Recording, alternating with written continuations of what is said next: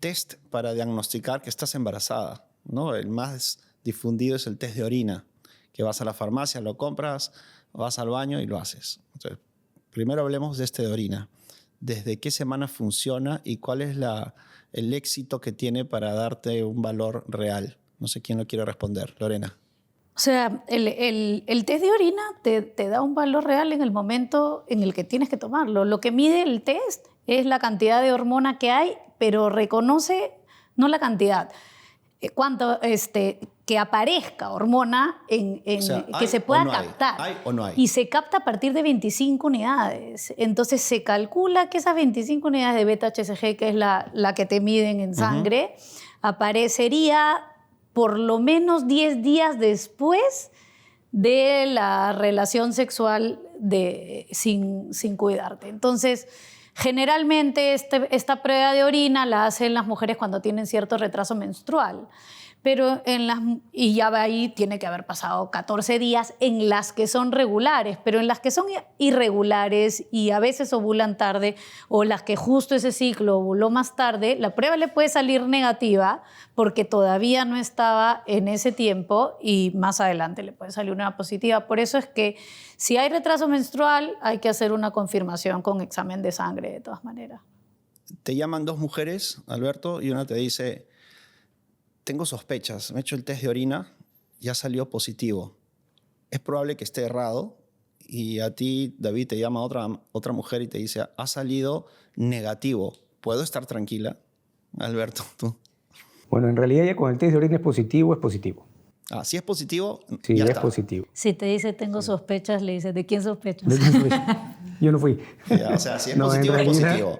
Si es positivo, es positivo. David, ¿y si es negativo, también puede respirar o no? No necesariamente, porque puede ser que sea un test de orina inicial, y mi recomendación siempre es: espera por lo menos 1 a 2 semanas y vuelve a hacerte una prueba o vas al laboratorio cuantitativa en sangre. Porque muchas veces las mujeres van y se hacen la cualitativa, que le dice positivo o negativo. O sea, es categórico, sí, no. Y eso no nos sirve a nosotros. Y el otro te da cantidades que tienen una correlación con los días o semanas de embarazo, ¿no? Más que correlacionar la prueba, los valores de hormona de embarazo con ir a buscar al costadito, tengo 3 semanas, 4 semanas, es que si nosotros tenemos que hacerle seguimiento, nos va a permitir ver la evolución de esa hormona de embarazo. Interesante. Bueno, entonces volvemos al embarazo. Perdón que me Alberto. meta también, porque también ese valor, o sea, normalmente siempre te ponen al costadito de los resultados un valor que te ponen cuántas semanas podría tener, pero no se guíen de eso. Los rangos son grandes. Porque los rangos varían muchísimo. Es más, podrían ser 2 bebés y por lo tanto debería ser el doble de la hormona. Claro. Si son 3 bebés, tiene el triple de la hormona. Claro. Entonces, por eso nunca se guíen de eso. Entonces, lo que nos dice David tiene toda la lógica, porque lo que tenemos que hacer es el seguimiento, cómo va incrementando. Porque si no se ve incrementando, si de repente sube 2 puntos nada más o 3 puntos, quiere decir que el embarazo no está caminando bien. Pero para fines prácticos de que esta mujer quería saber si estaba o no embarazada, ya está. Está embarazada y ya ahora anda tus controles prenatales, como ustedes han explicado. Claro, y te van a llamar y te van a decir: me ha salido esta prueba y me dice que tengo entre 3 semanas y 20 semanas. Sí. Pero está interesante el dato de que si el test de orina salió positivo, es positivo. Sí. Ya está. Y si salió negativo, todavía no celebre. Todavía no cante victoria. Busca a alguno de ustedes para aclarar las cosas. Esa es una pregunta, por ejemplo, que Alberto la podría responder. ¿Qué tan efectivo es una relación sexual para poder salir fértil? Para poder salir embarazado, perdón. Esa pregunta la tenía apuntada, Okay. y vamos a hablarla entonces. Entonces, porque dependiendo de eso, o eres muy suertuda o eres muy piña. Claro, porque hay parejas que no se cuidan y tú dices, estuvieron 1 año y nunca salió embarazada. Y hay otras chicas que dicen, una sola vez lo hice y salió embarazada. Como conejas, claro. Es un azar, pero ¿cuál es la probabilidad entonces, ya hablando estadísticamente, de que una relación sexual termine en gestación? Claro, en realidad la posibilidad de embarazo en forma natural es menos de un 25%. Y otra cosa, tienes que tener un óvulo perfecto con un espermatozoide perfecto para que sea el momento que se produzca el embarazo y que llegue bien al útero. Ese es otro punto importante. porque se puede producir ese embarazo, pero en una zona donde no debió embarazar o no producirse y no logra apegarse dentro del útero, que es el embarazo ideal, ¿no? Entonces, eso lo que me lleva a pensar es que hay muchísima gente que no se está cuidando y que afortunadamente la tasa de embarazo es baja, porque si no tendríamos muchísimos más, así, ¿no? bebés, ¿no? Uh-huh. Interesante.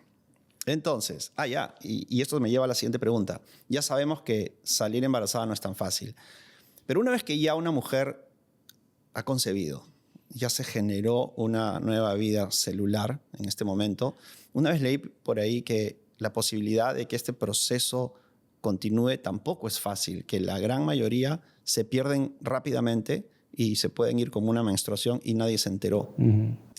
Escuché hace muchos años que una cifra, alguien se atrevió a decir que de 6 concepciones, una es la que sigue y hasta 5 se podrían perder sin que nadie lo note y que quizás venía con problemas. ¿Algo de verdad tiene eso? Sí, claro. O sea, la posibilidad de que un embarazo se pierda, sobre todo en un primer trimestre, va entre 15 y 20% de cada uno de los embarazos, no de cada persona. Porque, digamos, yo ya tengo una pérdida, ya tengo mi 20%, ahora ya no. O sea, es 10 a 20% en cada embarazo. O sea, una de cada 5 mujeres que salió embarazada puede tener una pérdida no necesariamente relacionada con ella, a veces puede ser del mismo embrión, de la misma concepción, la formación. A veces sí se da cuenta porque ya tenía una prueba de embarazo positiva, porque eso puede ocurrir a las 5 semanas, a las 6, a las 7. Claro. O sea, lo más frecuente son antes de las 8 semanas, pero puede pasar durante el primer trimestre y conforme va creciendo son mucho menos las probabilidades, ¿no? Pero de todas maneras, sí. Por eso es que es un trimestre tan incierto. ¿Cuándo se habla de aborto? ¿Hasta qué fecha y desde qué fecha? David. Hasta la semana 20 se considera que puede ser un aborto. O sea, una pérdida de semana 20 para abajo o para atrás, hablamos de una pérdida o aborto. Sí. Y después de la semana 20, ¿cómo se llama? Ya es... Un óbito. Sí. La palabra médica o técnica que se usa y que trabajamos en lo mismo es óbito fetal, ¿no? O sea que falleció el bebé. O menos de 500 gramos. O menos de 500 gramos. ¿Cuál es el periodo ideal entre embarazo y embarazo? Una mujer ya tiene su bebé, ella tiene 6 meses su bebé y dice, uy, ya quiero otro. Y como dura 40 semanas, mi amor, ¿cuándo comenzamos a buscar? ¿Qué sugerir? Hay muchos elementos a considerar, hasta como pediatra, pero ¿ustedes qué dirían desde el punto de vista obstétrico o de la mujer en sí? ¿Cuál es el periodo ideal? ¿No? Esa pregunta se puede desglosar en varias partes. Sí. Ahí desde el punto de vista obstétrico, desde el punto de vista académico, psicológico, salud mental y económico. Pero de todas maneras, también Lorena. hay medicina basada en evidencia, ¿no? Entonces las recomendaciones anteriores eran 2 años. Hoy por hoy es 1 año y medio, pero la gente dice, bueno, es que eso se basa en que si tuviste cesárea o parto, y en realidad esto se basa en cuanto una mujer puede, cómo está ella preparada para asumir una siguiente gestación, porque digamos que se asume los 9 meses de embarazo, 6 meses de lactancia. No estamos asumiendo, los estudios no están tan fuertes como para asumir 2 años de lactancia, sino 6 meses. Unos 3 meses de suplementación nueva y 9 meses después empezar a intentar un embarazo, más 9 meses es 1 año y medio entre parto y parto como mínimo. ¿Okay? Porque todo lo que tú perdiste tienes que recuperarlo y lo sigues perdiendo con una lactancia exclusiva por lo menos en 6 meses y después tienes que suplementar. Si hay periodos intergenésicos cortos, hay las probabilidades de restricciones de crecimiento del siguiente Entonces bebé, podríamos ¿no? decir que entre embarazo y embarazo Al menos debería haber 1 año y medio. Eso es un buen consejo. A veces no pasa, a veces demora más o menos, pero por lo menos. Solo en cuanto a tiempo, no Solo en todos en los cuanto a factores tiempo. que acaba de decir claro, David. hay muchos obvio. otros elementos a considerar. Muy bien. Entonces, Alberto, ya la mujer está embarazada y va a sufrir cambios en su cuerpo. Claro, el crecimiento de la barriga. El primer trimestre podría no notarse. No notarse. Porque el embrión o el feto al final del primer trimestre pesa muy poquito, ¿no? Pesa algunos gramos, 80 gramos 80 quizás, gramos. 80 gramos el primer trimestre. El segundo trimestre va a terminar con unos 500 gramos, ¿no? 400, 500 gramos. Y en el último trimestre se va de 500 gramos a 3.500, o sea, multiplica su peso 7 veces. Y ahí es donde vemos un crecimiento de la barriga notable, ¿no? Uh-huh. La forma de la barriga esto es un mito, una tradición, ¿te puede predecir el sexo del bebé? Dicen, mira, la barriga en punta, es varón. No tiene nada que ver. No En hay ninguna realidad correlación. la forma de la barriga es básicamente la misma posición del bebé, ¿no? La posición del bebé, o muchas veces si es tu primer embarazo, pues muchas veces tienen un buen abdominal la mujer, y por lo que tiene buenos abdominales, pues no deja que la barriguita sea redonda completamente, sino sale más en punta. Hace poco atendí a un bebé y la mamá me dijo que se enteró que estaba embarazada a los 7 meses recién. Seguía menstruando y a los 7 meses hizo una prueba y dijo, uy, estaba embarazada. Y confirmado por toda la familia. O sea, ¿puede pasar? No creo que haya seguido menstruando. Podrían haber sido amenazas de aborto o sangrados por alguna otra causa. Pero como menstruación, no creo Claro, que y haya no la sido llamaríamos una menstruación porque había una Claro, gestación. Claro. Así es. Generalmente, pero puede ocurrir la primera vez o la siguiente vez, estos sangrados llamados de implantación o sangrados iniciales suelen ocurrir en el momento en el que te tocaba que te venga la regla, porque ese es el momento en el que está arrancando tu embarazo. Pero siempre hay una diferencia en el periodo. O sea, me dice, mi última regla fue tal día, ese día sangré, pero sangraste igual, la misma cantidad, los mismos días, y eso suele ser bastante diferente. O sea, independientemente de que tú puedas seguir sangrando, las menstruaciones tienen un cambio. O sea, claro, va a haber un cambio, ¿no? Sí, y a los 7 meses, los bebés generalmente se empiezan a mover al 5.º mes.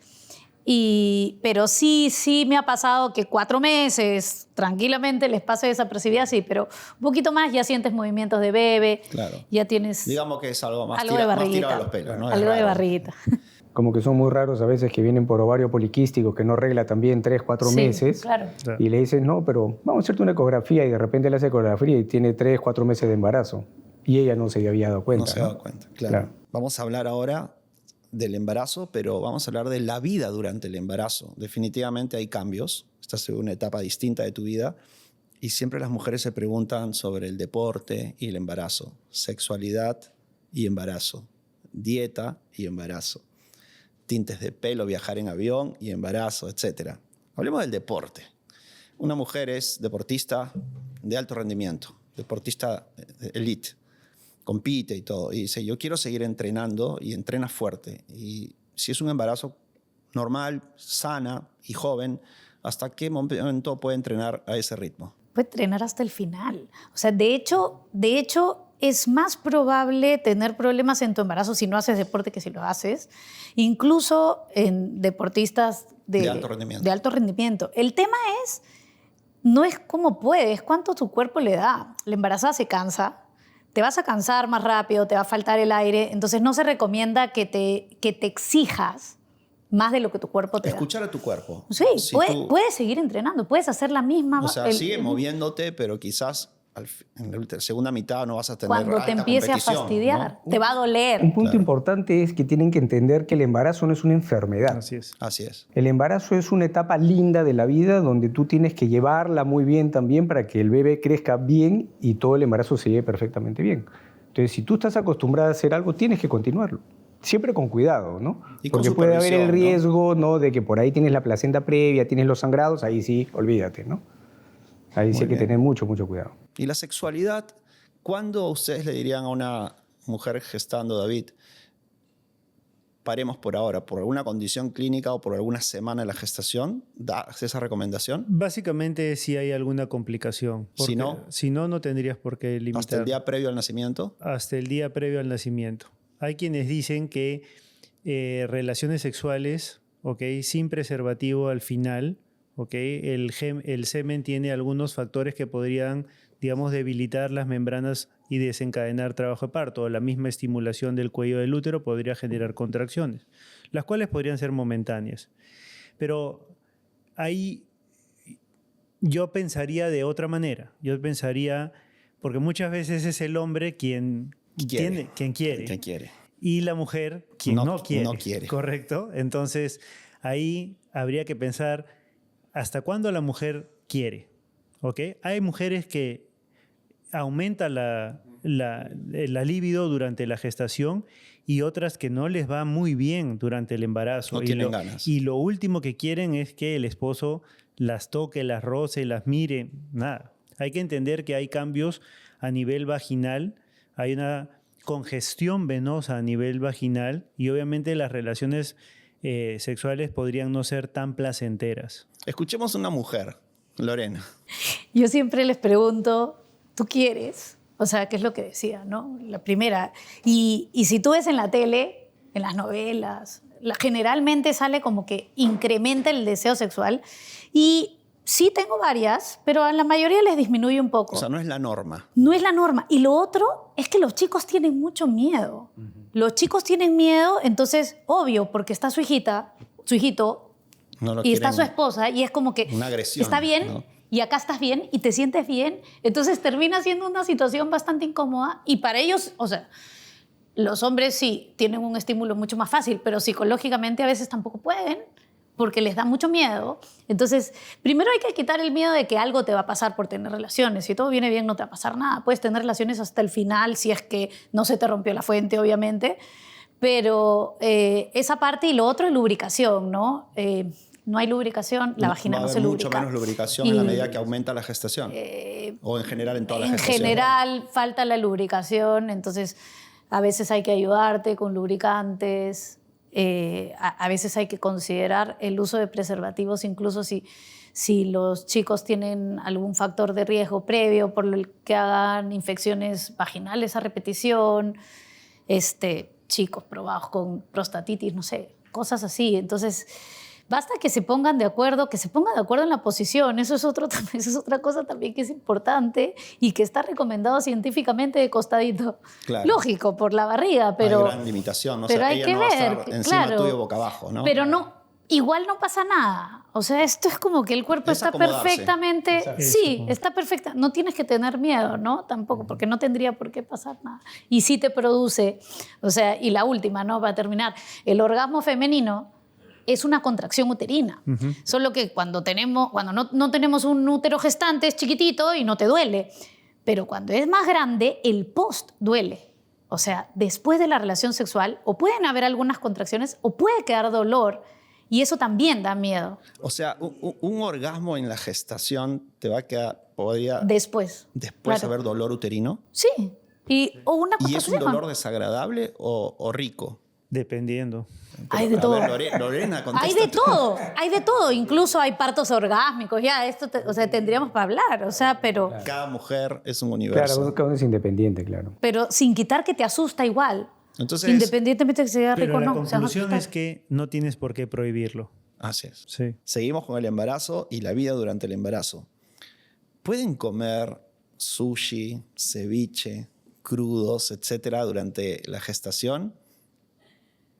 ¿Qué les dicen ustedes a sus mamás, No voy a usar la palabra paciente, ¿no? A las mujeres que van. Normalmente yo no les recomiendo durante, más que nada, los primeros 3 meses.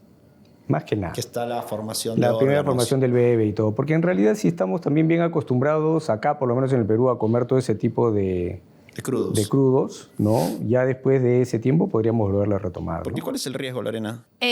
Con el tema de la alimentación, tú sabes que tengo estudios en nutrición y está probado que, por ejemplo, el pez, desde que sale del agua, o sea, desde que se vuelve pescado hasta... El plato. Sí, claro, hasta que llega al plato pasa bastante tiempo. Así lo pesques en la mañanita. Y si pasan más de 6 horas, hay la posibilidad de contaminación. La principal contaminación con una bacteria que se llama listeria. La posibilidad que te toque una listeria es rarísima. Ok, sí es cierto, es rarísima. Pero si te toca una listeria y es subdiagnosticada o asintomática, puede incluso producir un problema importante en tu bebé, como hasta una muerte fetal. Estas cosas son rarísimas, pero cuando viste 1 o 2 en tu vida se te queda. Y además que nosotros como médicos trabajamos con recomendaciones, con protocolos. Y a nivel mundial, desgraciadamente, sigue siendo el protocolo evitar crudos, ¿no? Mejor, es un tiempo Y corto, ¿no? son 8 meses, porque todas se enteran con el primer mes. Son 8 meses. Ahora, hay cambios, como dice Lorena, hay problemas que pueden suceder con el bebé que teniendo un bebé normal por consumir cierto tipo de alimentos podría, por ejemplo, tener un impacto, una toxoplasmosis y generar un daño neurológico irreversible a un bebé que por demás venía bien. Claro. ¿Ok? Por eso es que no solamente es el tema de crudos, sino también si vas a consumir vegetales, lávalos bien. Los quesos tienen que estar pasteurizados. Y sí, efectivamente, nosotros, por ejemplo, acá en el pescado, hay una bacteria específica del pescado que no la tenemos en los pescados que tenemos nosotros, pero también la recomendación es, por ejemplo, limitar el consumo de pescados grandes, de mar, porque pueden tener mucha concentración de mercurio y no es lo adecuado para un feto en formación, etcétera, etcétera. Entonces, hay recomendaciones alimentarias que uno las da justamente para evitar problemas, ¿no? Claro, y esto del mercurio, incluso los pediatras decimos que los niños pequeños no consuman pescados grandes porque son más longevos, Claro. nadan en aguas más profundas y están arriba en la cadena alimentaria Así de es. los El depredadores. más grande se come el y hay más chiquito y mercurio etcétera. concentrado Así en es. su carne. Y otros metales. Y otros metales que en nuestro país no hay un estudio adecuado de las especies y eso es la concentración de mercurio, como sí hay en muchos otros países. Y el salmón, que tiene mucho también. El Eso hay que salmón. evitarlo. Entonces, cuidar la dieta durante el embarazo es un corto tiempo. Como dice Lorena, ni siquiera 9 meses, porque cuando te enteraste, te vas a cuidar 8 meses. ¿Hasta qué mes se puede viajar en avión? En realidad, la idea de viajar en avión depende un poquito de tu riesgo y de la aerolínea y la posibilidad de dar a luz en un avión. ¿No? Nunca has estado en un avión que te dice, hay algún médico y tú dices, eso es loco. O sea, no hay un personal en el médico en el avión. Ahora, las hostes y los pursers, ellos están preparados para atender una urgencia, incluso les enseñan a ver cómo atender un parto, pero no es lo ideal. Entonces, después de las 32 semanas, la mayoría de aerolíneas no te deja subir un vuelo internacional, salvo permisos estrictos, y nacionales más de 36 semanas, porque la idea es que no hayas llegado a término en lo que puedes tener contracciones. Lo otro es los vuelos largos, mayores de 4 horas, incrementan un poquito el riesgo de trombosis, pero también tienes un poquito incrementado el riesgo de trombosis el simple hecho de estar embarazada. Así es. Y conforme avance más el tiempo hay un poco más. Y así que, pero puedes viajar. Y otra cosa que es importante tener en cuenta es que donde tú vas, podrías tener una urgencia y tienes que tener un lugar que te van a atender. O sea, porque si tú te vas a ir a Timbuktu, no sé en qué clínica te vas a atender o en qué hospital te vas a atender. Claro. Si tuviste O sea, una caída, no sé. tener cuidados incluso logísticos, Sí. ¿no? De la atención, de cualquier problema que pudiese suceder con o sin avión, ¿no? Me pasó una vez en un vuelo a Europa una trombosis pulmonar de una gestante y en el vuelo había un neonatólogo, un ginecobstetra suizo y una enfermera alemana. Y la monitoreamos hasta Aruba y nos pasaron a primera. Así que fue una experiencia. Eso es un Todo hit. fue bien, no se complicó.